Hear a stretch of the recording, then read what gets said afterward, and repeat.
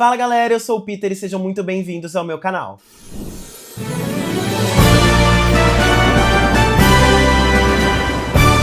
Aqui no One More Peter Pan a gente vai falar muito de filmes, séries, livros, animes e tudo que estiver rolando de melhor no mundo do entretenimento. Então, se você curte muito tudo isso, não deixa de se inscrever no canal, ativar o sininho para não perder nenhum upload, deixar o seu like e, é claro, vir bater boca comigo nos comentários. Vamos então à resenha do 7º episódio da 3ª temporada de A Casa do Dragão.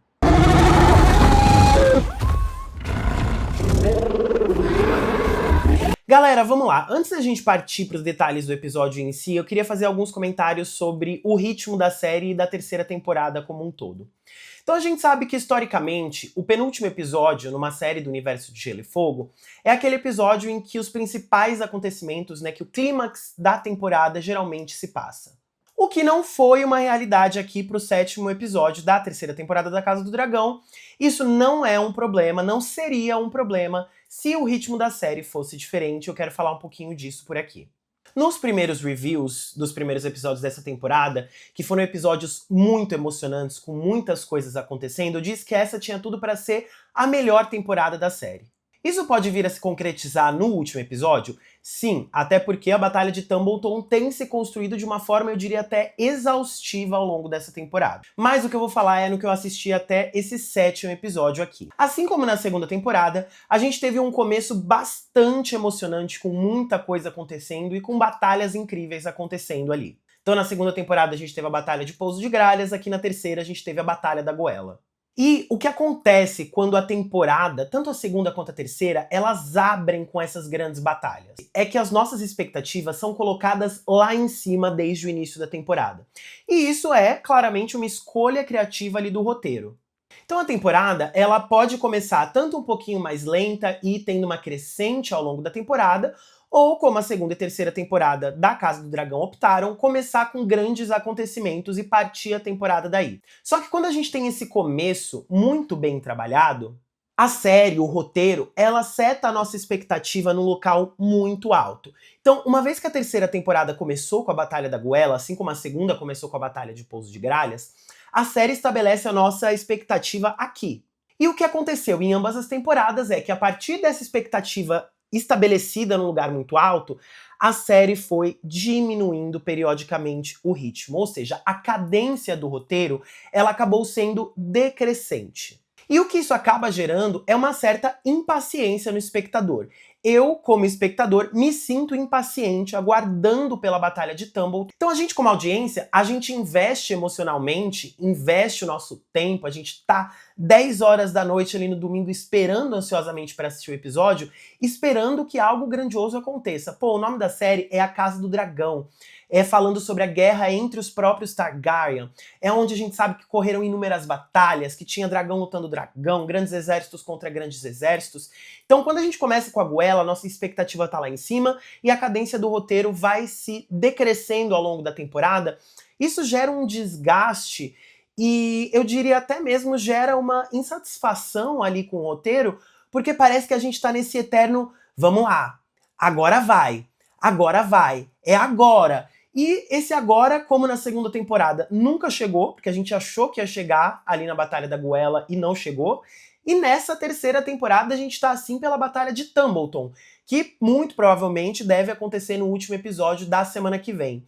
Dito isso, eu acho que a 3ª temporada, ela prometeu muito no início, ela tinha muitos caminhos para percorrer ao longo da temporada até chegar em Tumbleton, mas até esses caminhos intermediários, até a grande Batalha de Tumbleton, eles foram meio que cortados. Como eu já falei em outros vídeos aqui, a gente teve o baile do açougueiro, que a gente teve um pequeno gostinho, a gente teve o gostinho da morte do Criston Cole, que foi um momento muito grande ali do último episódio. A gente teve a Batalha da Margem do Lago, que também a gente teve um gostinho, um pedacinho ali, a gente nem viu a batalha sequer. Então, o roteiro ele tá optando por passar mais rápido por determinados conflitos, e ele tá optando por guardar esses grandes momentos de batalhas com dragões. Economicamente, do ponto de vista de produção executiva, faz sentido investir mais nas batalhas com os dragões, porque é onde a galera vai ter que colocar o maior esforço para o CGI acontecer, para os exércitos acontecerem, enfim, para toda aquela configuração se dar da melhor forma possível. Isso não me incomodaria se a gente tivesse tido outras compensações ao longo da série. Por quê? Novamente, entendo essas questões de produção executiva, de cortar alguns momentos em detrimento de outros, mas ao mesmo tempo a gente ficou com uma temporada, novamente, tal qual a segunda, com pouquíssimas batalhas bem cobertas, como foi a Batalha da Goela, e a gente tem o arco ultra arrastado de diversos personagens. Arcos que poderiam ter sido resolvidos muito mais rápidos. Então aqui eu posso citar o arco da Rhaena, que é um arco que a gente tá demorando muito tempo pra chegar no que chegou neste episódio, neste 7º episódio. A gente tem o arco do Aemond em Harrenhal, que é um arco também que tá se arrastando, que a gente tem muito mais cenas do que realmente seriam necessários naquele lugar, que já não ficou com uma boa fama ali na segunda temporada, pelo tanto de tempo que o Daemon passou ali no momento decisivo da dança. E agora, um dos principais personagens aqui da dança, que tem o maior dragão do mundo, ele também passa a temporada inteira nesse mesmo local e lá ele permanecerá, porque a gente não vai ter ainda a Batalha do Olho de Deus.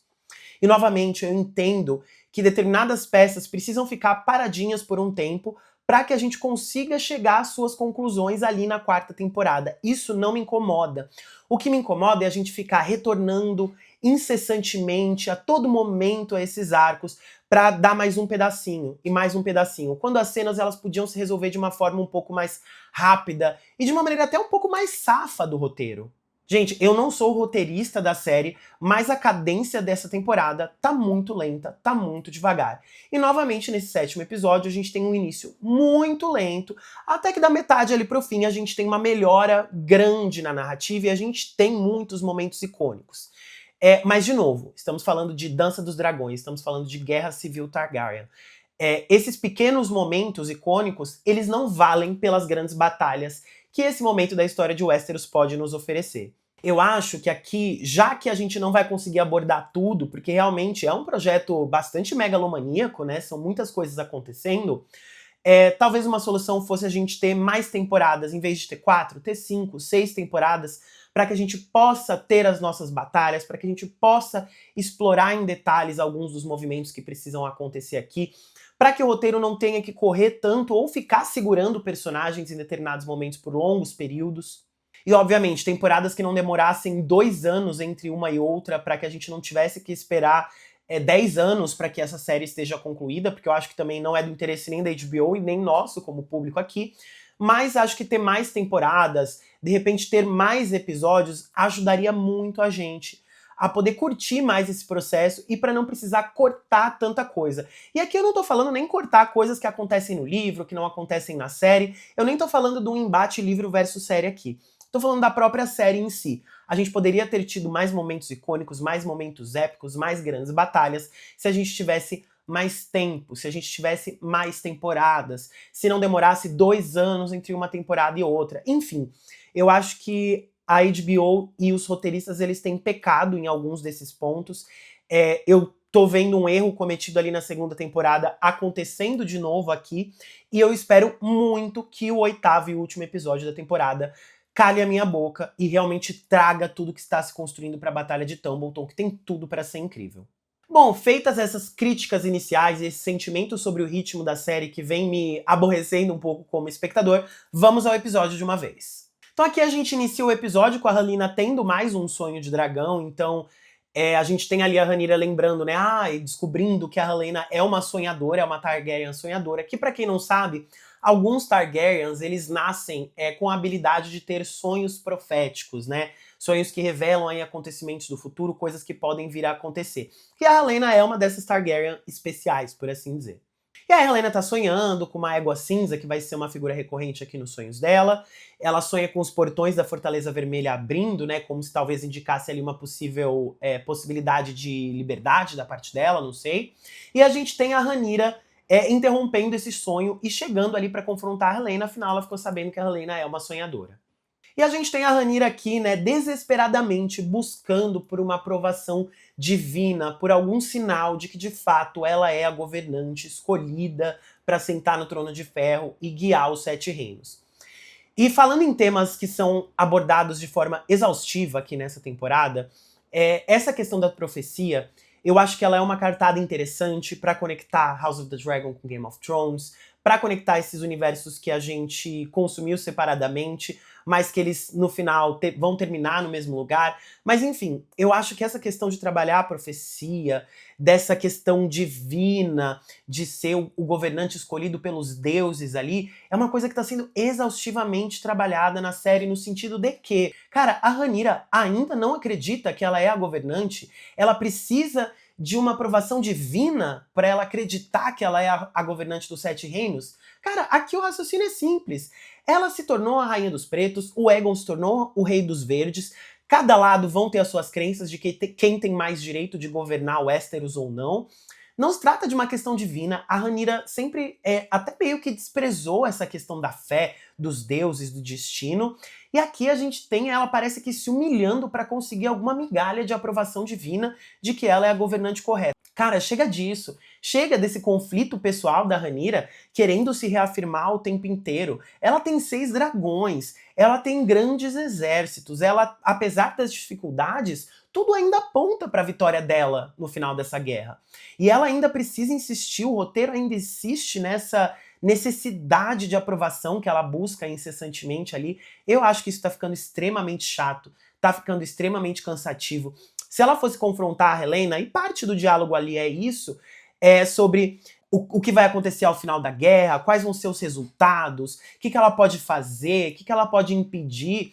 Afinal, a Helaena já tem uma série de profecias ali. Ela já falou, por exemplo, que o Aemond vai morrer e que o Aegon vai se tornar rei de novo, sentado num trono de madeira. Então seria uma informação que, se talvez a Rhaenyra tivesse um pouquinho mais de jeitinho ali com a Helaena, talvez a Helaena até cedesse essa informação pra ela, porque pra própria Helaena não faz diferença, ela é uma prisioneira ali. Enfim, gente, a situação da Helaena é uma situação extremamente crítica, ela sabe disso, e a Rhaenyra agir desse jeito com ela não ajuda em nada e não vai tirar dela as informações que a Rhaenyra precisa. Só que aqui nessa conversa a gente também tem alguns apontamentos interessantes. As duas falando sobre como os dragões modificam seus montadores. Como as pessoas mudam uma vez que elas têm posse de um dragão. Elas até comentam do Viserys, né? Que a Rhaenyra fala que o Viserys, depois do Balerion, não quis reivindicar nenhum outro dragão. A Helaena complementa falando, talvez ele não quisesse ser mudado pelos dragões. E aí a gente tem de novo esse apontamento, né, do quanto as pessoas mudam pela presença e pela ausência dos dragões. E aqui a gente tem alguns contrastes muito claros na série. O quanto o Aemond se sente impotente sem a Vhagar, o quanto o próprio Aegon se sente impotente sem o Sunfyre, o quanto a própria Rhaena, ela abriu mão de tudo pra ter o Shipstealer com ela. Então, querer um dragão, não ter um dragão, ou ter um dragão, muda as pessoas completamente. Até o fato da Rhaenyra ter 6 dragões ali à sua disposição, isso também muda a maneira como ela encara a guerra, muda a maneira como ela vai montar as estratégias, muda a maneira como ela percebe o mundo, como ela percebe o Westeros e como ela percebe as próprias chances ali. E acho que isso é muito interessante, né? Quem é você quando você tem uma arma nuclear na mão? Então acho muito interessante como a série vem construindo isso, vem sempre colocando nesses últimos episódios os dragões lado a lado com seus montadores, mostrando as similaridades até físicas em alguns casos, similaridades de personalidade, a conexão absurda que os dragões têm com os montadores. Então esses paralelos são muito bem construídos e esse pedaço do diálogo me agradou bastante e traz um pouquinho mais de sustância pra lore ali dos dragões como um todo. E aí, indo pra Harrenhal, lugar mais chato de Westeros, a gente tem o Aemond alucinando com a Alicent. Ele sonha que a Alicent tá chegando ali do nada em Harrenhal. E aí a gente tem uma cena, a cena de incesto provavelmente mais pesada de toda a temporada aqui, que deixa a gente desconfortável. É feita pra deixar a gente desconfortável de fato, objetivo concluído. É uma cena bastante perturbadora. E ele acorda desse sonho, percebendo que, na verdade, ele tá ali com a Alice Rivers. Menina, essa Alice Rivers, ela vai fazer de tudo pra ter um filho com algum Targaryen, pra poder chocar um ovo de dragão e, além de tudo, ser dona de Harrenhal, ser dona de dragão e ser dona de tudo. Essa mulher tá investida no objetivo dela, de fato. E, de fato, nós temos a chegada da Alicent em Harrenhal. Então, a gente tem a Alicent ali com a missão de eliminar o Aemond. Então ela fala que o Aemond é tudo que restou pra ela, que ela contou uma historinha ali bem mal contada de que ela fugiu de Porto Real, que a Helaena ficou e tudo mais. E aí, obviamente, o Aemond acolhe a Alicent ali. A gente tem aquela cena de jantar super desconfortável, né, da Nora implicando com a sogra implicando com a Nora. Seria muito legal, muito divertido, muito bem-humorado se não fosse o 7º episódio, não é isso que a gente quer ver. Acho que gastamos muito tempo aqui também, mas enfim. A Alicent tem um objetivo ali em Harrenhal, e de fato, ela prepara ali um veneninho pro Aemond enquanto ela tá lá em Harrenhal. Tem esse jantar ali com um clima super esquisito entre a Alice e a Alicent. A Alicent vai lá, pega umas frutinhas venenosas, prepara uma bebidinha ali pro Aemond, leva pra ele. E, enfim, obviamente o Aemond começa a desfalecer ali, começa a não passar bem, ele vai até a Alice Rivers, cai no chão e a própria Alice Rivers olha pra aquela cena e fala, puta, idiota, né?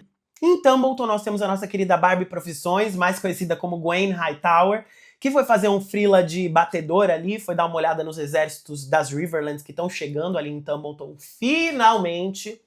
Então ele fala pro Ormond ali, são uns 20 mil homens, o que a gente vai fazer e tudo mais. E o Ormond fala que tem algumas cartas na manga.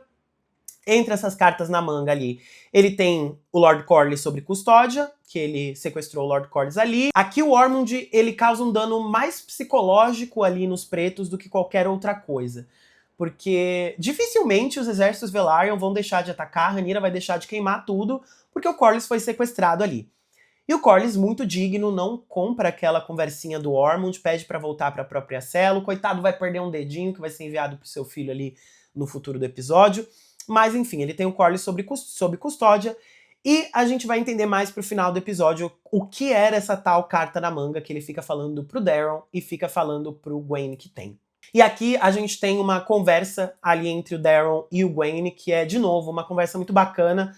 A maneira como eles estão desenvolvendo os verdes nessa temporada tá sendo uma maneira muito bacana, tá sendo muito, muito bom assistir o desenvolvimento dos verdes do ponto de vista de roteiro. O que me deixa mais bravo ainda com a questão de como o roteiro tá tratando ali a Rhaenyra e os seus, mas enfim, já falei muito disso por aqui. Mas nessa conversa entre os dois, o Daeron, de forma muito sensível, fala que sente muito pelo amigo do Gwaine, né? Eles ficam sabendo ali que o Sir Criston Cole foi de arrasta. E o único que tá sentindo saudade ali, que tá tristinho por causa do Cole, é o Gwaine. E talvez aqui... a gente já teve, né, o Ormond fazendo insultos homofóbicos ali pro Gwaine no último episódio e tudo mais. A gente tem indícios de que o Gwaine muito provavelmente seja gay de fato. E aqui, a maneira como o Gwaine tá realmente ali se sentindo triste me faz pensar se talvez ele realmente não nutriu alguma paixão pelo Sir Criston Cole, porque eu não acho que isso ficou tão evidente. Ali parecia uma relação de amizade mesmo. Mas... enfim, parece que existia ali por parte do Gwaine, e só do Gwaine existia em parte ali talvez uma paixonite pelo Sir Criston. Não sei, pelo menos alguém ficou triste pela morte do Cole. E a gente também vê o quanto o Daeron é maduro, né, ali na situação.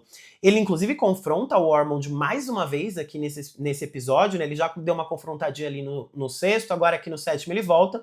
Quando o Ormond fala sobre as tropas Velaryon, e ele, tá, mas de que adianta ter o Corlys aqui? Mas cada vez mais a gente vê o quanto o Daeron não gosta do Ormond e o quanto ele vem confabulando alguma maneira de não fazer parte de tudo aquilo. Vamos ver como isso vai se desdobrar ali no 8º e último episódio dessa temporada.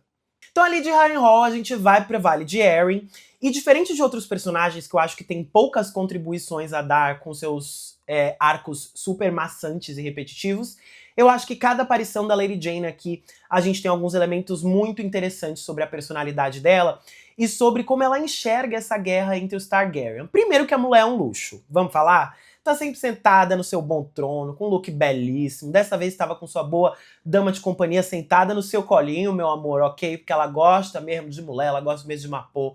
Então a mulher é dona do próprio nariz, ela faz o que ela bem entende. E eu acho que a Lady Jane, ela tem uma visão muito clara do que tá acontecendo. No sentido de que não foi cumprido pra mim o que foi prometido, então não recebi meus dragões, logo não mandei meus homens, não tenho que ninguém vir querer me encher o saco aqui sobre isso.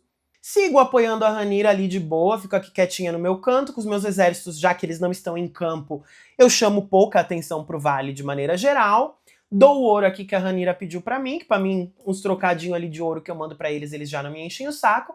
E de quebra fico com a Rhaena aqui no vale, com o Shipstealer, que precisa de refúgio, e eu quero um dragão aqui protegendo meus céus, que nunca se sabe quando algum dragão dos verdes vai aparecer. Então eu acho que a Lady Jane, de uma forma muito simples e direta, ela tem se articulado muito bem ao longo dessa guerra. E até dando umas alfinetadas ali no Daemon quando ele merece. E ele sempre merece as alfinetadas da Lady Jane. Mas Mas enfim, o Daemon entende ali que ela tá atrás da Vhagar, depois inclusive vai aprofundar mais esse papo com ela quando encontrá-la, mas a gente fala um pouquinho mais desse trecho ali pra frente.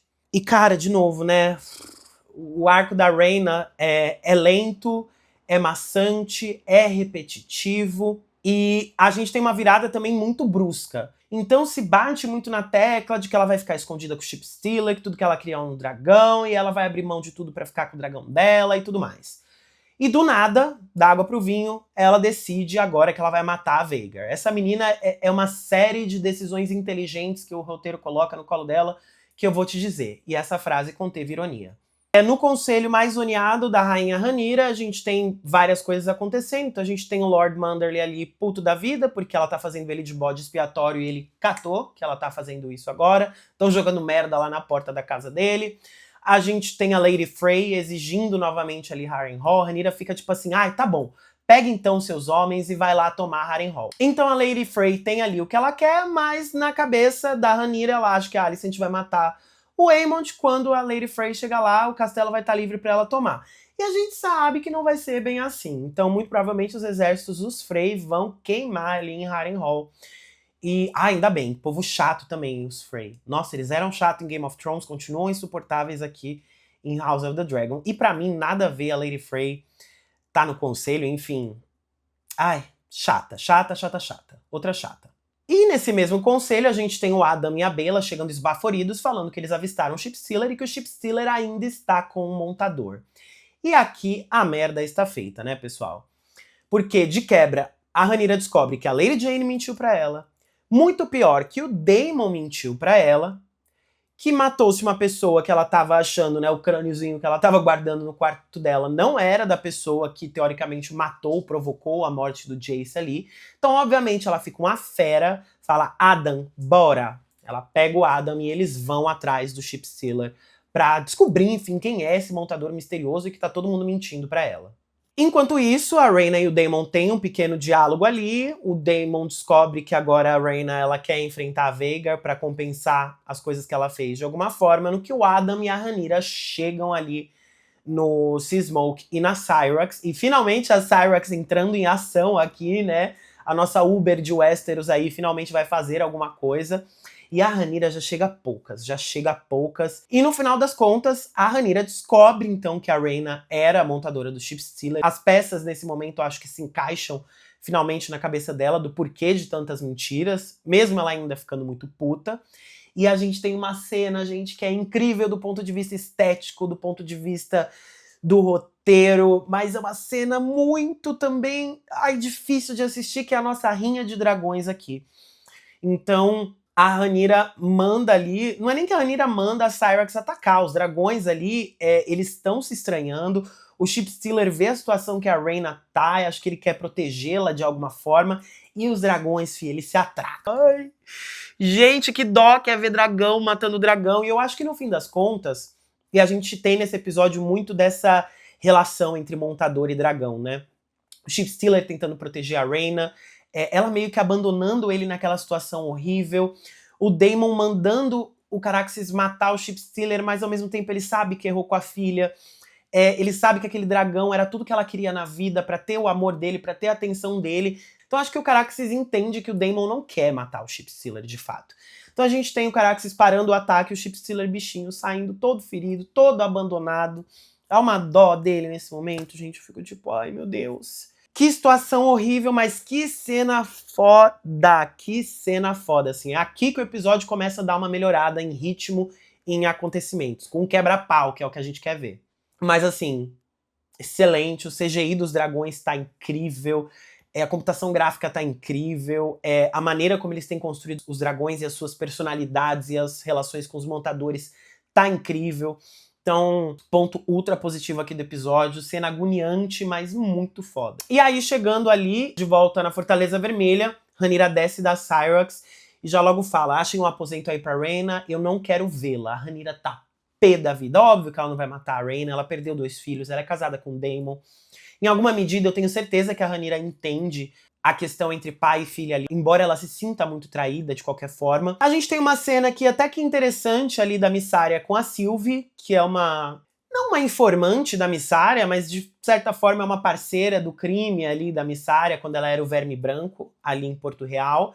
E a Sylvie fala pra Missária, né? Ela fala, você tá com essa seda caríssima aí no seu vestido, suas boas joias, você acha que você tá acima de tudo e de todos. A Sylvie meio que tá desconfiando se a Missária realmente vai continuar trabalhando pro povo do jeito que ela trabalhava, né? Ela traz o fato de que antes ela era mais neutra, que ela não jogava em lados, ela jogava do lado do povo, e que agora não é mais esse o caso. E ela lembra muito bem a Missária de que, aos olhos da nobreza, uma prostituta sempre será uma prostituta.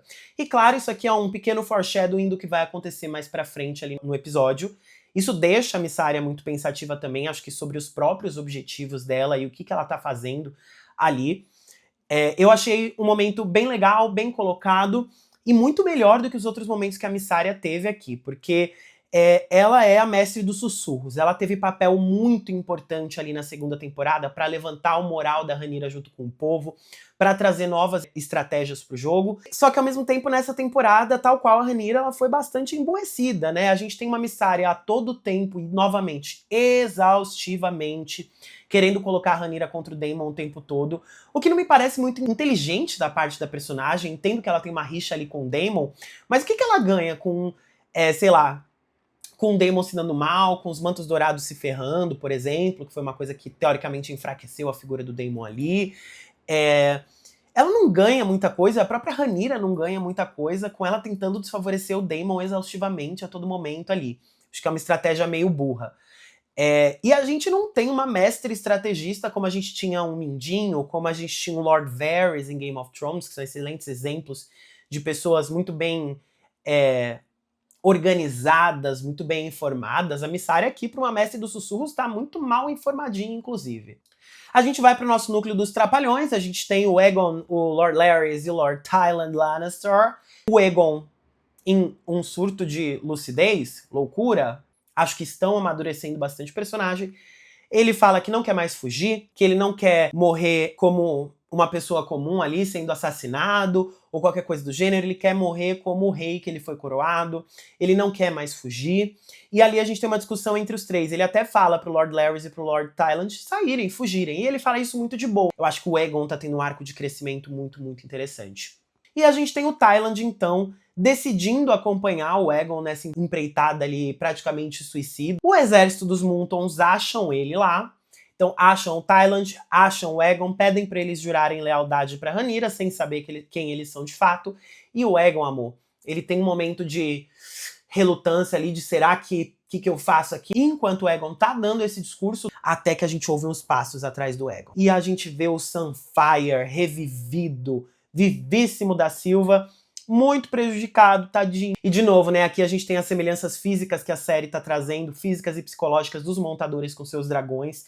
Então, o Sunfyre e o Aegon estão com a aparência super degradada, super destruída ali, por causa da batalha de Rook's Rest. Então é muito legal o plano em que pega o rosto do Aegon e o rosto do Sunfyre ali, deformados de alguma forma. E a gente já sabe que aqui, desta vez, o Aegon não vai de arrasta, meu amor. E é muito interessante que tanto o Aegon amadureceu, ele percebe, enfim, a chegada do Sunfyre naquela situação, e quando ele vai mandar um Dracarys, é muito diferente daquele Aegon que mandou um Dracarys na batalha de Rook's Rest. Ele muito calmamente olha para aquela situação e fala: Dracarys. Tipo assim, quietinho, baixinho, não precisou gritar, não precisou nada. E o Sunfyre, amor, mete fogo nos Montons que estão ali. Mais uma casa, um exército de uma casa vai pro saco. E temos o nosso Rei Verde se reerguendo das cinzas. Então acho que foi uma cena muito bem estruturada, muito bem filmada, e muito significativa, não só para essa temporada, mas também para o futuro e para o final da Dança dos Dragões. Então a Rhaenyra, depois de ter uma discussão ali com o Daemon, depois que eles voltam ali pra Fortaleza Vermelha, ela tá se sentindo muito traída, ela tá se sentindo muito sozinha, ela tá buscando essa confirmação de que ela é a rainha destinada a governar os 7 reinos, e ela vai até a Missária. Inclusive ela começa criticando a Missária: pô, você ficou me colocando contra o Daemon esse tempo todo, você não tem feito seu trabalho como mestre dos sussurros direito. Então ela até dá uma criticada no trabalho da Missária, mas a Missária, acho que até depois daquela conversa que ela teve com a Sylvie, ela sabe a maneira como ela tem que jogar ali. Ela tem uma Rhaenyra completamente sensibilizada, frágil, e a Mysaria vai falar tudo que a Rhaenyra quer ouvir. Ela se aproxima, ela pega na cabeça da Rhaenyra, abraça ela e as duas se beijam ali, obviamente elas vão ter uma relação sexual ali. Então aqui a Mysaria, ela usa do desejo, da fragilidade, da sedução para conseguir o que ela quer, que é ter a Rhaenyra 100% debaixo da sua asa, né, que é realmente comandar os 7 reinos ali junto com a Rhaenyra. A gente tem a confirmação de que o que a Mysaria quer é poder. Então aqui a gente também tem na Fortaleza Vermelha um novo sonho de dragão por parte da Helaena. Então ela sonha ali com a Dreamfire, finalmente a Dreamfire aparecendo toda coloridona, lembrando até um pouco ali a Tessarion, um pouco diferente do que ela é descrita nos livros, mas chifrudona, colorida, belíssima, ela é muito linda, dragão. Então a gente tem uma Helaena nessa visão fugindo de Porto Real, montada no seu dragão. E aí aparece ela logo na sequência numa casa, numa fazenda, criando suas boas galinhas com a sua filha e com o seu filho, né? Que ela descobre nesse sonho também que o seu filho será um filho homem. Então ela tem essa meio que projeção do que a vida dela pode ser com os filhos se ela fugir na Dreamfire. E a gente tem o inverno chegando, né? Winter is coming, um eclipse acontecendo ali no sol da fazenda onde ela tá.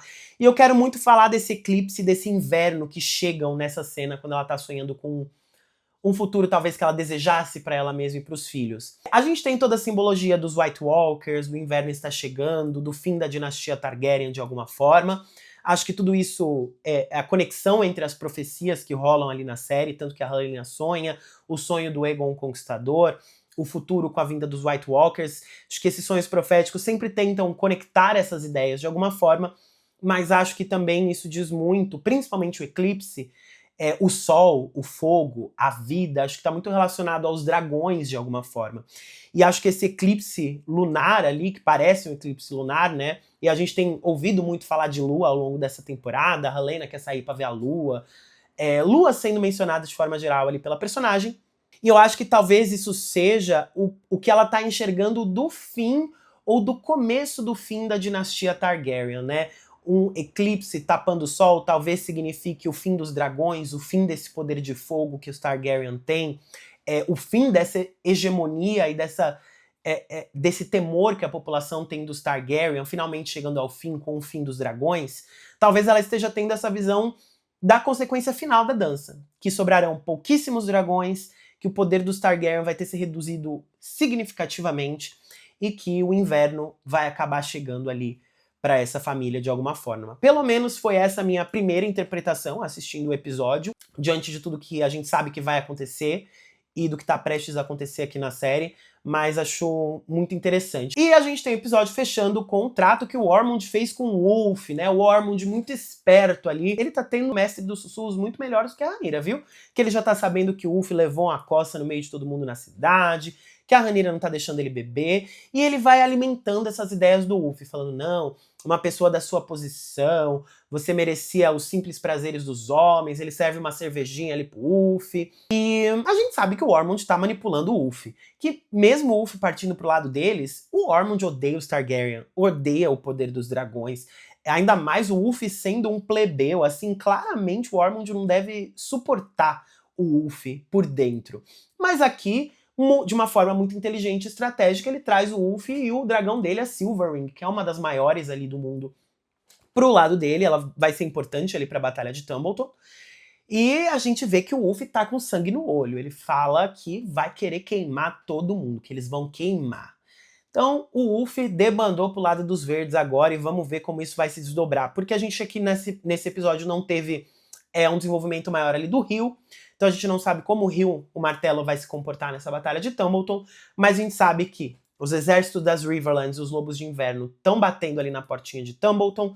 Os Verdes têm a Tessarion e agora eles têm a Silverwing com o Wolf. O Rio, a gente não sabe muito bem para onde vai pender, a gente sabe que ele também não tá muito feliz, mas tudo indica de que esse último episódio será a grande batalha de Tumbleton e que a gente vai ter essas traições e maquinações chegando finalmente ao seu clímax e às suas conclusões de alguma forma. E que bom, finalmente, eu achei que a gente teria essa batalha neste episódio, não foi o caso. Isso me decepciona um pouco, vamos deixar a grande resolução para o último episódio da temporada, e espero que isso seja trabalhado de uma forma melhor ali na quarta temporada, daqui mais 2 anos de espera. Gente, é isso. E outra coisa que eu queria deixar aqui pra vocês e avisar que após o review do último episódio, que sai na semana que vem, a gente vai emendar uma série aqui no canal de todos os reis Targaryen. Então, eu vou fazer vídeos semanais contando a história de cada rei da dinastia Targaryen, desde Aegon, o Conquistador, até a Daenerys Targaryen. Então, cada episódio, cada vídeo semanal vai ser a história de um rei Targaryen. Tô muito animado pra fazer essa série, muito animado pra trazer muito do Fogo e Sangue aqui pra vocês com mais detalhes, como foi o reinado de cada um. Vamos passar de novo em algum momento aí pela Dança dos Dragões. Muito em breve a gente vai começar uma cobertura de Avatar, pra gente se preparar e fazer o esquenta pro lançamento de Avatar, a Lenda de Pave. Então a gente vai ter uma nova série animada aí contando a história do Avatar depois da Korra. E também, muito em breve, a gente vai começar a cobertura de Duna, com a contagem regressiva até dezembro, quando a gente vai ter Duna parte 3. Então mal posso esperar para trazer todos esses conteúdos aqui para vocês. E muito, muito obrigado por ter acompanhado até aqui. Não deixa de se inscrever no canal, ativar o sininho, deixar seu like, vir bater boca comigo nos comentários e até a próxima. Fui!